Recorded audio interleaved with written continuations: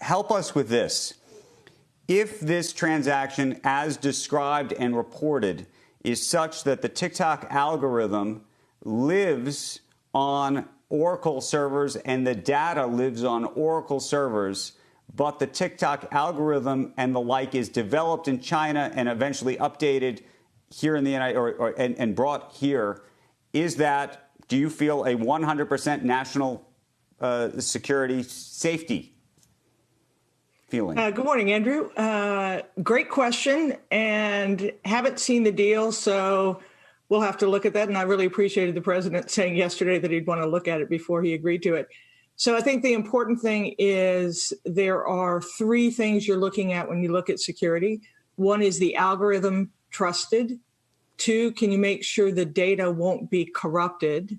And three, and this is the one that I think we'll really have to look at, is a 2017 China national intelligence law says that Chinese companies, citizens, government can be compelled to provide their data to China.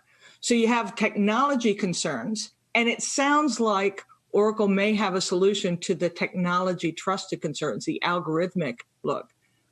But my question would be, have they taken care of the security concerns if the ownership still remains with China? But let me ask it this way then. Sure.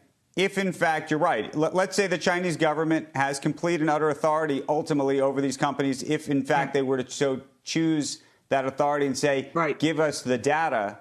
If that data lives on an Oracle server somewhere in California and that algorithm lives in California, would that represent the challenge to this idea that we're just talking about?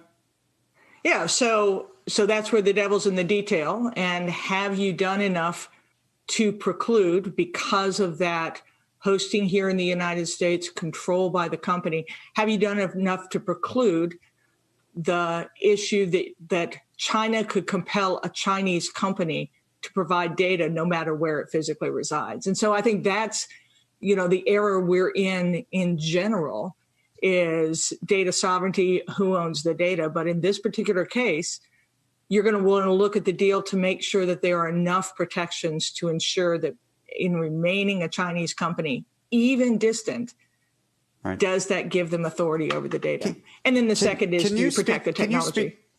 Right. Can you speak to this issue? And I don't know if you can, given your relationship with Microsoft.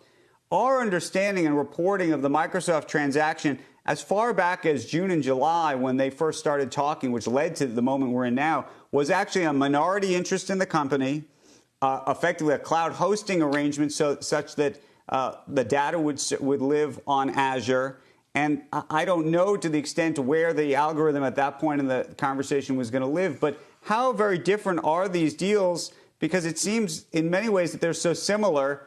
And at that time, as you know, the Trump administration pushed back and said, no, we can't do that. You have to buy the entire company.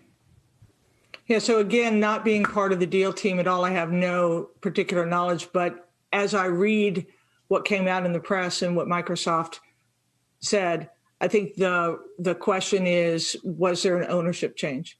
In other words, had you actually shifted ownership of essentially what ByteDance has and what becomes TikTok? And I think that may be the difference, but again, wasn't part of the deal team, so you shouldn't listen to me as an authority on that. But that's what I understand through the reporting.